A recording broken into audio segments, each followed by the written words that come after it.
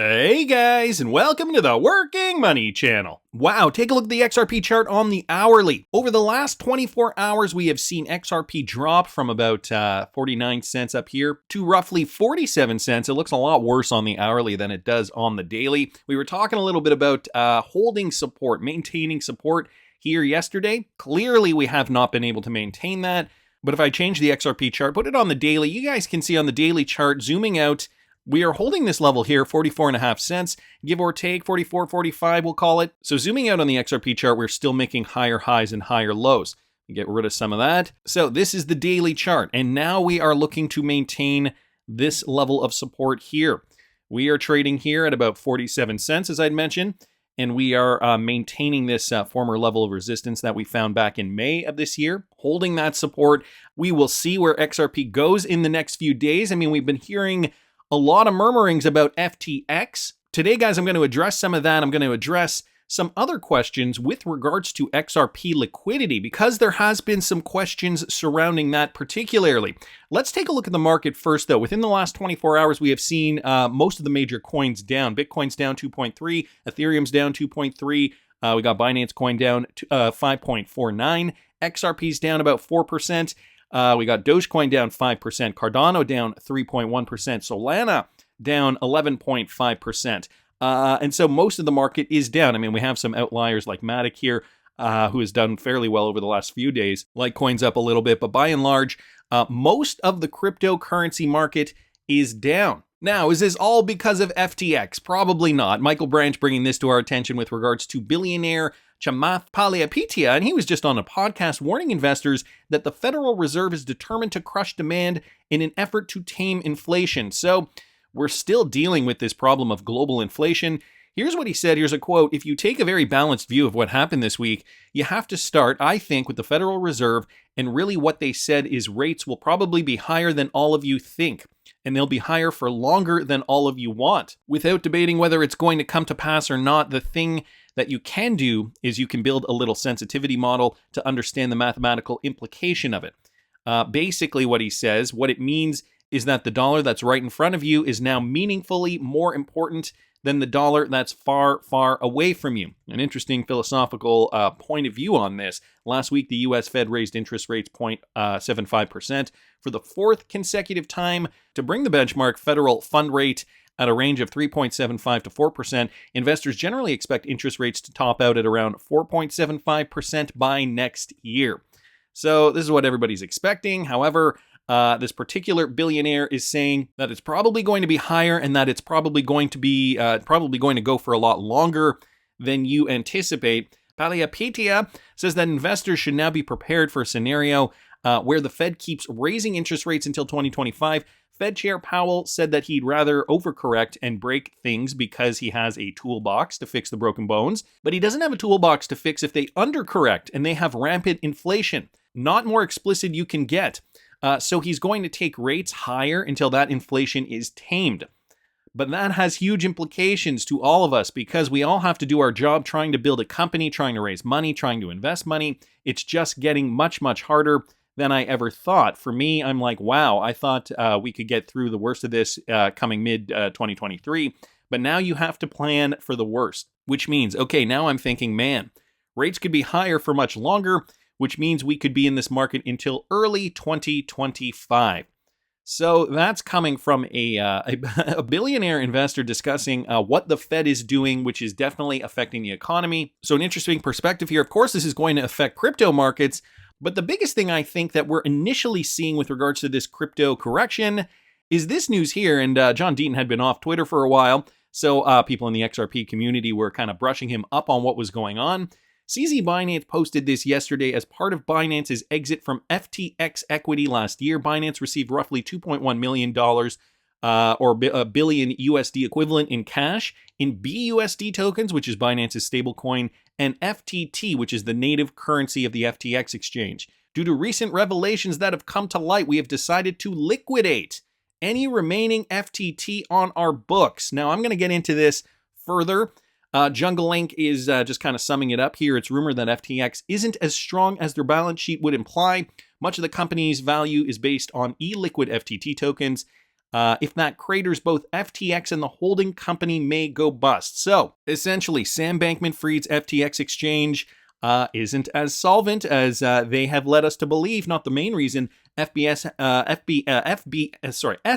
has been trying to silently backstab the crypto space by getting regulations in place where only FTX would have licenses for a lot of the stuff. Naturally, Binance won't put up with that behavior. It's a lot like the SEC trying to pick winners for the space. Is coming from Piet de Vries here on Twitter. And Blockchain Backer taking a look at the technicals here. Maybe something a little fishy is going on. Well, we hit the 200-day moving average for the first time after being under it for 7 months. And within 24 hours after doing so, the drama begins on a Sunday, no less. Not weird at all. So we hit the 200-day moving average, which has been a big challenge for the crypto space.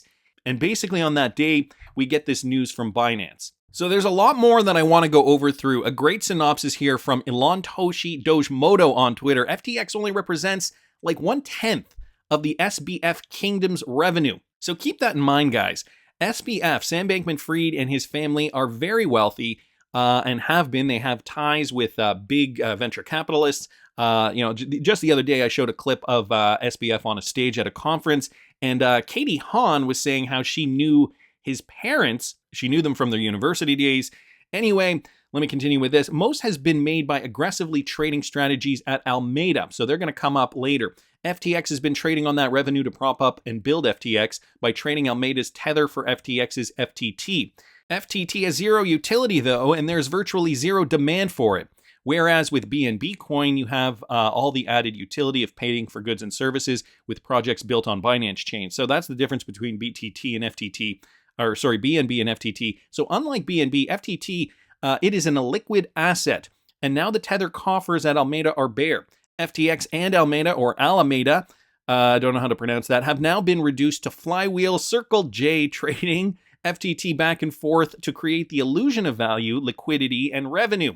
So another one of these circumstances where it sounds as though, allegedly, that they are producing money out of thin air and reinvesting it. This was uncovered by CoinDesk this week, and the research was built by Dirty Bubble Media.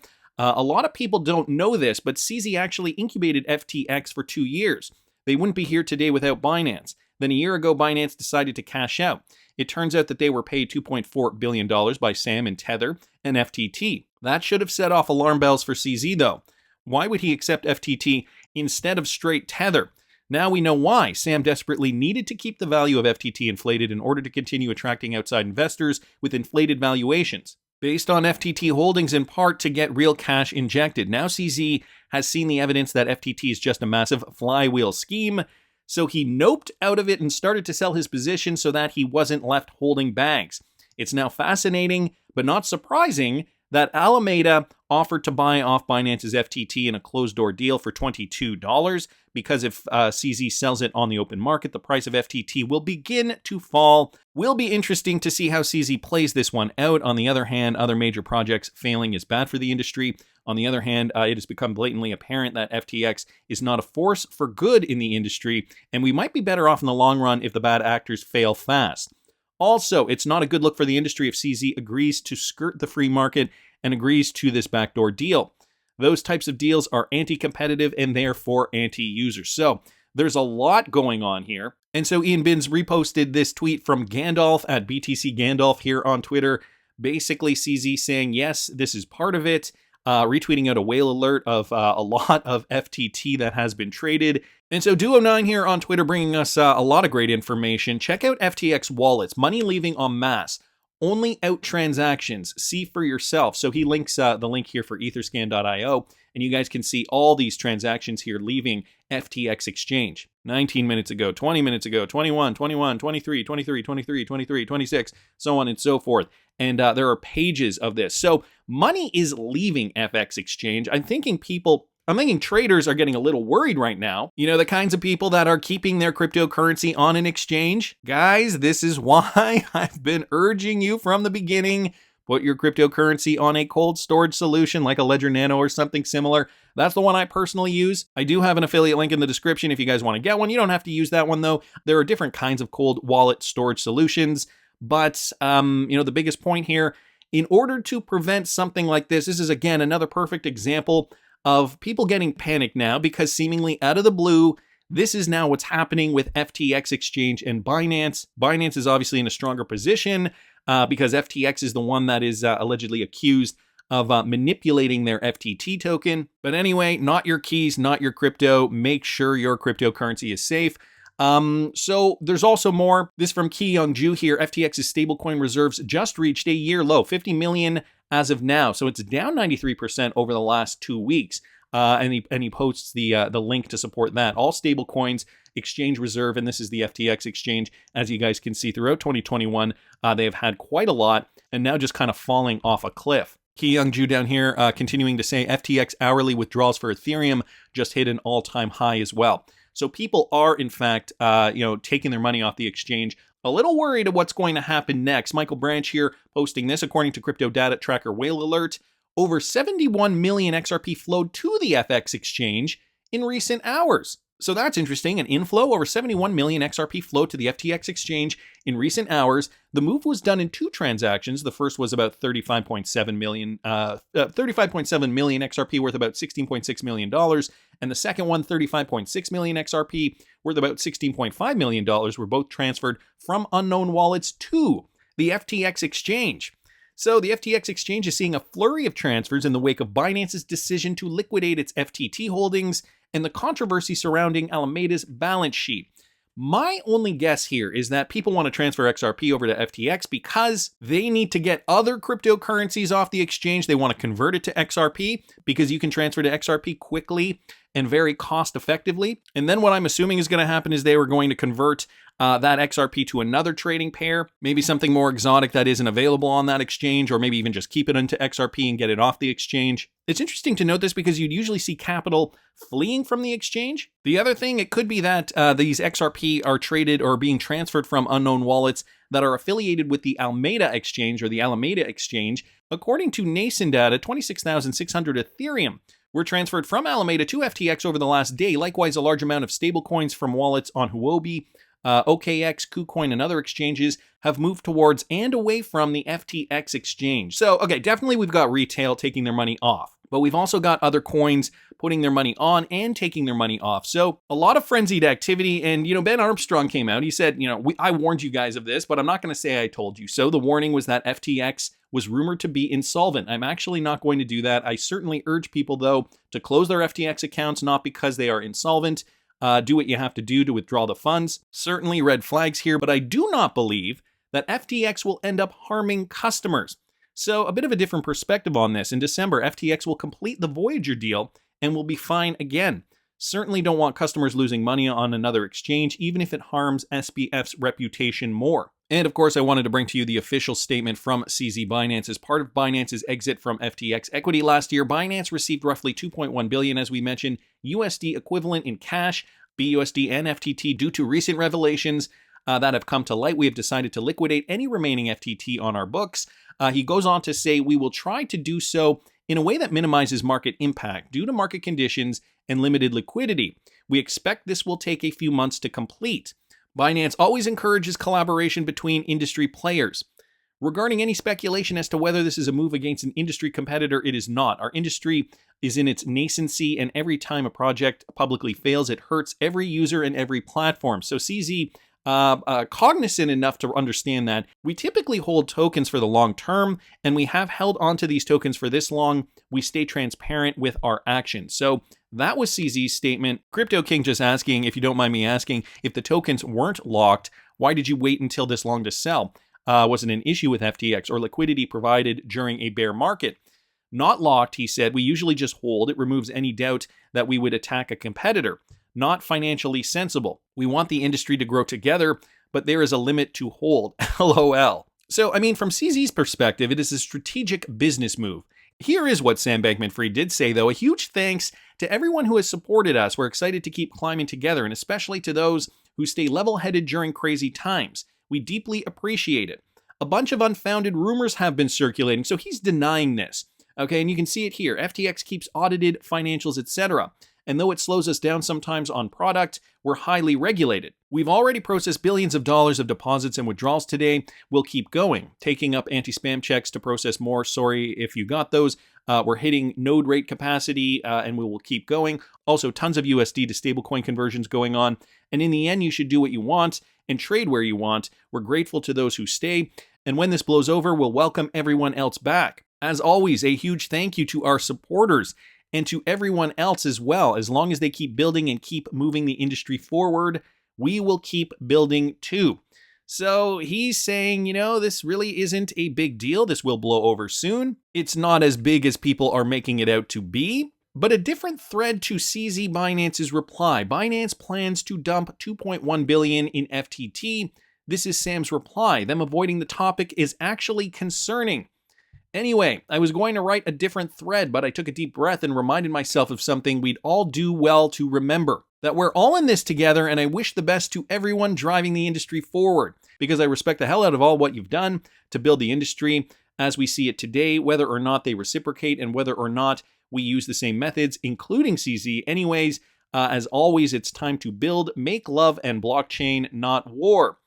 Okay, so that's his response to CZ's reaction to sell FTT tokens. But what Dr. Chen down here acknowledges something very concerning, and I think Duo9 had this inclination when he originally read this tweet. Avoiding the topic is actually quite concerning. Take a look at what Kwon wrote back last May. I understand the last 72 hours have been extremely tough on all of you. Know that I am resolved to work with every one of you to weather this crisis, and we will build our way out of this together.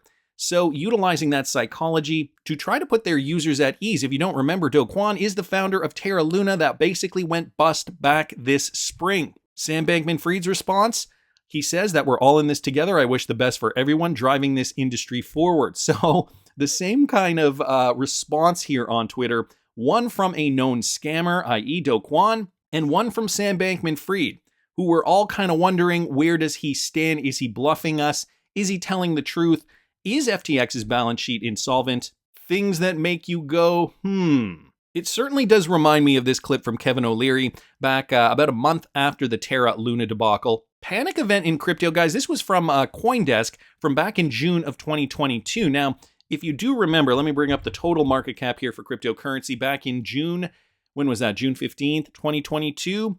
We were seeing the depths of the market that was right in and around here. Okay, so just to put things into perspective here, June 15th was right in and around here. This is when Kevin O'Leary did that interview. So crypto was coming off its highs. It was basically seeing its lowest point for the last 2 years. At this point, this was the beginning of that consolidation period, the beginning of the summer. We basically consolidated all summer. And right after the Terra Luna collapse, right after the Celsius collapse, this is what Kevin O'Leary said. No, we're not. There's lots of precedents for this in history. To get a bottoming in an asset class, you need a major player to basically be offside. In the case of Celsius, it is going to go to zero. It's over-levered. It's gated now. And the trouble with gating, a good example would be a hedge fund. Every single customer wants to be liquid the minute you open the gate. And so it's a self-realizing outcome. It will go to zero. It'll have no assets. But that's important. It's not enough. It's not big enough. I'm looking for something bigger. Somebody out there is in trouble. We don't know who they are yet. We'll find out soon. It'll probably happen in the next 30 days. Some giant player is going to zero because this is the first time applying leverage to an asset class that most people assumed wouldn't be this volatile, but has proven to be volatile yet again. And I say all this, and it's important that this happens. It's bad for the individual investors, but in the context of making this market more educated, more institutional, more stable, with better price discovery and less leverage, you need these players to go to zero. So Celsius, thank you for your sacrifice. They'll go to zero, but they're not big enough. They're a small bit player doing something really bad, using leverage to offer 15 to 18% staking, which of course is going to go to zero. But that's okay, because now other investors, after watching what Celsius did or what Luna did, will not favor those structures. They will not put new capital to work there. Market's very smart that way. So by creating these events, taking these to zero, that gives you the, this Terra is a Luna is like 60 billion. Okay, and I'm going to cut it there because from there they kind of switch topics. But you hear that from Kevin O'Leary. There needs to be a big player that goes to zero. We have the Celsius debacle. We had the Luna debacle. But another big player needs to go to zero. I don't know dollar to dollar if FTX is larger. My assumption is that it is. Some are saying that they're not insolvent, they're going to get through this, and others are suggesting that they are. Which brings me to this, guys, from Kashta here. The XRP community, there's lots of chatter about potential problems for the FTX exchange. I have no clue if these rumors are true, but a word of advice is to play it safe and take your XRP off the exchange to a non-custodial wallet. Again, keep your cryptocurrency safe, guys, not your keys, not your crypto. And again, I do have an affiliate link in the description for the ledger if you guys are, it doesn't even have to be FTX, any cryptocurrency exchange. If you do not have the keys, that means they can take your crypto at any moment. If they go bust, that's it. Your crypto is gone. So make sure you keep your crypto safe. You can use my affiliate if you want. You don't have to use it though. I want to keep going. Secondly, be aware FTX is a major source of liquidity for XRP. So now this begs the question, could XRP liquidity be hindered if the FTX exchange does in fact go down? You guys can see a circle graph here, 43.52%. Of this USD volume by exchange, of the XRP to USD volume happens through FTX. So an interesting statistic here, Simon Lockley Evans down here just kind of giving us the lowdown. Basically, for those of you guys who just want the point form, FTX prints FTT out of thin air. FTX lends the FTT to Alameda Research. Alameda Research borrows USD stables against FTT. Alameda Research sends USD stables to FTX. Repeat equals infinite money. No need to sell your FTT. So that's that whole idea of the basic architecture of a flywheel scheme. Again, I will link this in the description if you guys want to read further. But back to this, a lot of XRP to USD liquidity going through the FTX exchange. I've got XRP up here on CoinMarketCap and just taking a look at XRP markets. Could it be hindered? Now, if we look at this column here, percentage of volume, we can still see Binance is the leader at 8.95%. And if I were placing my money on one of these horses, it would be Binance. That is the Binance to USDT liquidity pair. With regards to FTX, XRP to USD is the second largest, but is down more than 50% from Binance at 4.17%. And then we've got other liquidity pairs here. Binance, I guess we should be comparing pair to pair. So if I sort from this side here, I guess we could see to USDT. If we just want to look at USD, for example, it would be here. So FTX does take a large portion of the XRP to USD off-ramp specifically. That's not to say that you cannot convert to other stablecoins and get your XRP off the exchange. Another thing I thought I'd point out here was just looking again at the XRP to USD pairs. FTX here, like I said, the lion's share, a high liquidity score, and also this column here, 733. If you guys look up here, that is the liquidity score. So we've got confidence is high, liquidity score at a fairly high liquidity score. And you compare that to other liquidity scores. So Bitstamp, Bitfinex, huge XRP liquidity providers. Provide ODL, they are at 604 and 588, also with high liquidity. Then we got Kraken, Bittrex, Gate.io, Liquid, Crypto.com, Bitso. So the fact of the matter is, I mean, we're already seeing XRP ODL exchanges on here, and XRP can be transferred through those exchanges alone and facilitate XRP transactions without FTX specifically. So another little hint here, although there is a lot of liquidity that runs through XRP, through the USD pair specifically over FTX, it still would not be the end of the world. At least that's my assessment. It still would not be the end of the world if that exchange did in fact go the way of Celsius. I guess the question is going to be XRP to USD volume. If that decreases, is that going to hinder other things? Or does it even matter? Because XRP can be transferred so quickly, can be transferred to something else. You can utilize a different stablecoin, for example, to facilitate some of these transactions. And there are so many other cryptocurrency exchanges worldwide that support XRP and support XRP liquidity, whether it's through the US dollar or some other cryptocurrency.